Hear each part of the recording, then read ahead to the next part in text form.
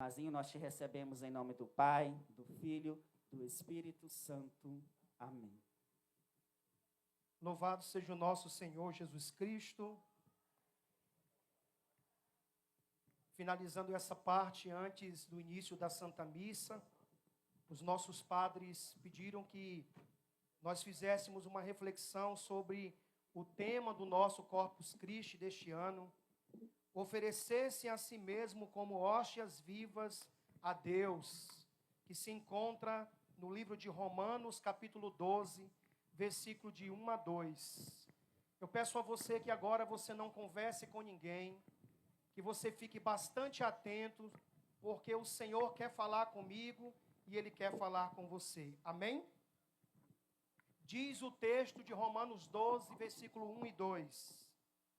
Exorto-vos, portanto, irmãos, pela misericórdia de Deus, a que ofereçais os vossos corpos como hóstias vivas, santo e agradável a Deus. Este é o vosso culto espiritual. E não vos conformeis com este mundo, mas transformai-vos, renovando a vossa mente, a fim de poderdes discernir qual é a vontade de Deus, o que é bom, agradável e perfeito. Palavra do Senhor. Vamos aplaudir a poderosa palavra do Senhor. Meus queridos, o nosso Deus continua a falar conosco. Todas as vezes que alguém se levanta para anunciar o Evangelho, é o próprio Cristo que está falando. Por isso eu peço a sua atenção, porque a palavra de Deus é atemporal. Deus, Ele é o Senhor do tempo. Ele falou através do apóstolo Paulo, nessa carta que nós acabamos de ler, direcionada à comunidade em Roma. Mas o Senhor continua falando conosco e está falando agora, através desse texto bíblico, falando com todos nós.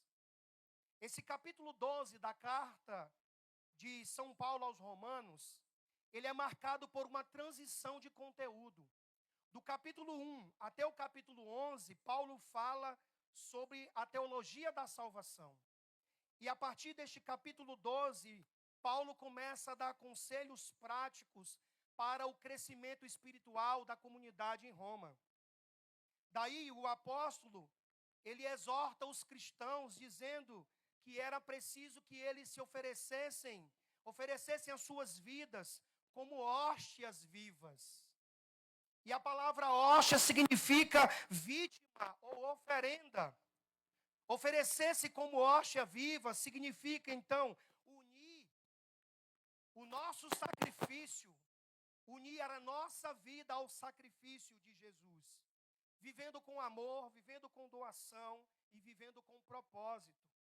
Daí, neste capítulo 12, logo no início, começa dizendo assim: exorto-vos, portanto. Aqui existe uma indicação que a ética cristã é uma resposta direta ao grande amor de Deus. Ou seja, a melhor maneira de respondermos ao amor de Deus é vivermos uma fé coerente. Significa que a pessoa que experimentou o amor de Deus, ela não pode viver mais de qualquer forma. Pois o encontro com o Senhor nosso Deus é aquilo que a alma humana mais necessita.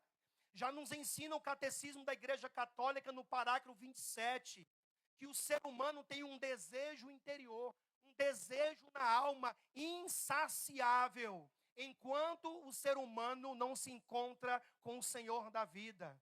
Só quem pode saciar a minha vida e a sua vida é Jesus nosso Senhor. E quem se encontra com Jesus, faz de tudo para agradá-lo, com uma vida de retidão, com uma vida de santidade. Fora do Senhor nosso Deus, tudo é vão, tudo é vazio, tudo é vaidade. E através dessa carta, Paulo exortou então os cristãos a se oporem à cultura do Império Romano. Preste muita atenção, meus irmãos, em Roma, quando Paulo escreveu essa carta, a sociedade ela era fortemente marcada pelo culto ao imperador romano. E existia uma pressão muito grande para que as pessoas conformassem a sua vida com os costumes pagãos. E a gente precisa aprender que atualmente também em nossa sociedade, em nosso país, há um culto estabelecido a pessoas. E nós precisamos nesse dia erguer Jesus como centro da nossa vida, como o único Senhor da nossa história. É Ele o Senhor que é confiável. É em Jesus que nós temos que confiar a nossa vida.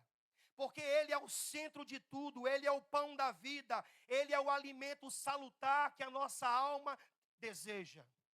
Repito, fora do Senhor, tudo é vazio, tudo é vão. Existe nos nossos dias uma cultura paganizada se instalando em nosso meio. E o relativismo está crescendo e destruindo a fé. Muitas pessoas estão caindo num profundo vazio existencial. Os olhos e a mente estão voltados totalmente para o que é carnal, para o que é material. E nós que comungamos Jesus na Eucaristia, e nós que somos católicos, nós que entendemos o que é e o valor da espiritualidade, nós não podemos nos adaptar aos padrões mundanos, que tendem a destruir a nossa fé e os valores do Evangelho. Nós precisamos viver uma vida coerente, não conforme os padrões do mundo, mas conforme a poderosa palavra de Jesus, que é palavra que salva, que cura e que liberta. Então, Paulo instruiu os cristãos a não se amoldarem à cultura deste mundo, mas adotarem um padrão de vida focado na justiça e na fidelidade. Nós, cristãos, não podemos viver como pagãos. Quem fez uma experiência do amor de Jesus precisa obedecer a sua palavra e precisa obedecer os seus mandamentos. Por quê? Porque nele nós encontramos tudo o que a nossa alma deseja. Deus falou através do profeta Jeremias: se meu povo se voltar a mim, eu farei dele um servo que está a meu serviço. Se apartar o que é precioso do que é vil, será como a minha boca. É preciso apartar, separar o que é precioso do que é vil, o que é virtuoso daquilo que não tem valor, para que nós possamos discernir o que é de Deus e o que é mundano, o que agrega valor e o que destrói. Nós precisamos desse discernimento espiritual. Nós precisamos amadurecer a nossa fé e lutar pela coerência de vida. Meus queridos, na época que Paulo pregava, e quando ele concluía as suas pregações, muitas pessoas retrucavam: tudo me é permitido, eu faço da minha vida o que eu desejo. Daí Paulo, escrevendo aos Coríntios, ele respondeu da seguinte forma: tudo me é permitido, mas nem tudo me convém. Tudo me é permitido, mas eu não me deixarei dominar por coisa alguma. Porque Paulo entendeu que aquele que segue Jesus tem em Jesus o único sentido da sua vida. E através da experiência de Jesus, essa pessoa, ela atua no mundo com uma nova postura. Daí nessa carta que nós acabamos de ler, escrevendo aos Romanos, Paulo falou sobre um sacrifício vivo e um culto racional. Diferente do Antigo Testamento, onde pessoas sacrificavam animais no templo como oblação pelos seus pecados, Paulo convidou os cristãos a oferecerem os seus próprios corpos como um sacrifício vivo, ou seja, uma dedicação diária, uma consciência diária, uma atuação como cristão no mundo, fazendo a diferença no mundo. Paulo falou sobre um culto racional, significa uma adoração que envolve a mente, o entendimento espiritual, uma coerência de vida. Nós precisamos adorar Jesus nessa noite, convictos de quem é Ele, convictos que Ele deseja ser o Senhor da minha vida, o Senhor da minha família, o Senhor dessa igreja, e Ele é. O profeta Oséias exortava dizendo que o povo se perde por falta de conhecimento, por ter rejeitado a instrução. E nós, nessa noite, ouvindo essa palavra, precisamos voltar para o Senhor com consciência, entendendo que a fé gera frutos de conversão pessoal. Meus queridos, em Cristo, é Deus quem se faz vítima. Não são mais os seres humanos que oferecem sacrifícios expiatórios a Deus para aplacá-lo, para torná-lo favorável. Escuta muito bem isso. É Deus quem sacrifica-se a si mesmo pela humanidade, entregando à morte o seu próprio Filho unigênito. A prova do amor de Deus por nós é que Ele nos enviou o seu Filho, que se imolou por nós, e hoje nós podemos comungá-lo na Santa Eucaristia. Jesus não veio com sangue alheio, mas com o próprio sangue. Não pôs pecado sobre as costas de outros, como animais e criaturas humanas, mas Ele pôs os pecados dos outros sobre as suas costas.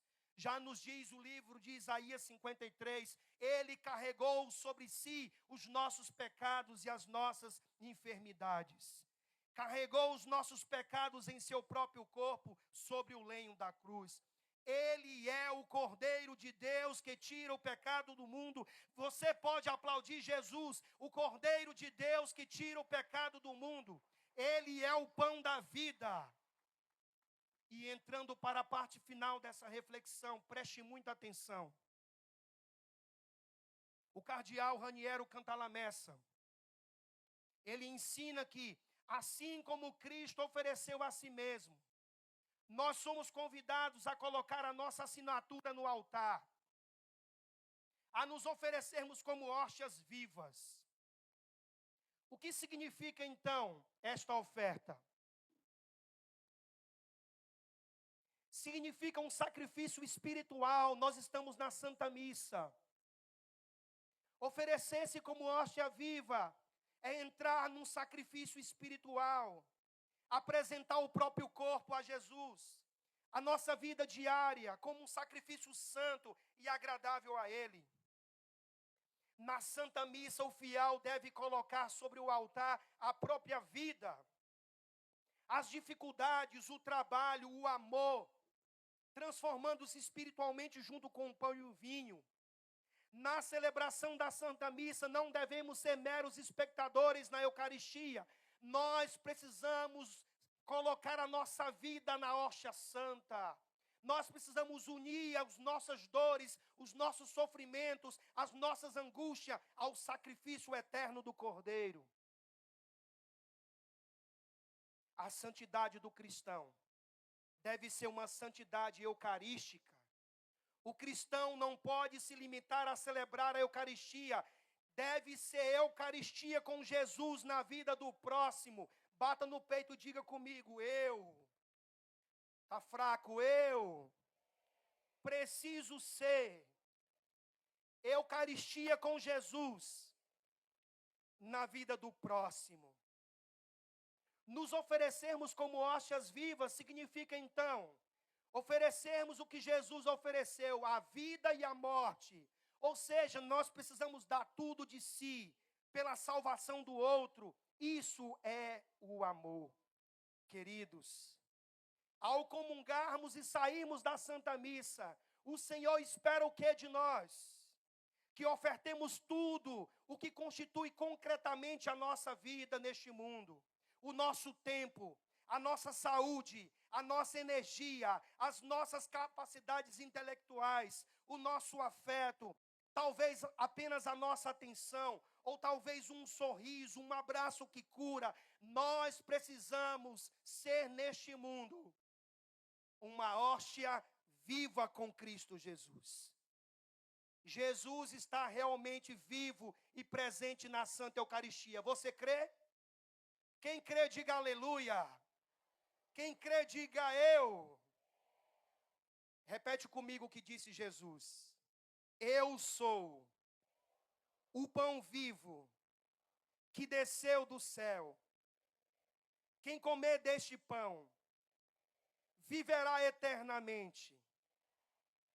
E o pão que eu hei de dar é a minha carne para a salvação do mundo.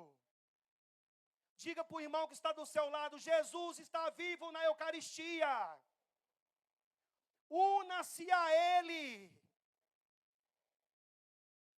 E eu quero concluir dizendo que o amor de Deus a nós o prendeu tão intimamente à nossa natureza, que o fez descer até a nossa miséria, como se no céu não pudesse permanecer sem nós. Ele quis ficar neste pão, porque Ele não quis ficar no céu sem nós. Ele desce até a nossa miséria.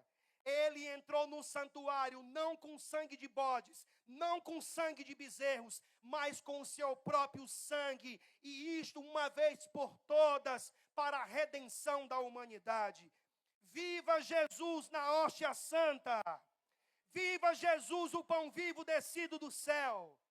Viva a Igreja Católica que comunga Jesus na Eucaristia! Repete bem alto, a Igreja vive de Jesus na Eucaristia. Sejamos hóstias vivas no mundo. Deus te abençoe pela palavra de Jesus, amém. Aplauda a palavra de Jesus, amém. Glória a Deus.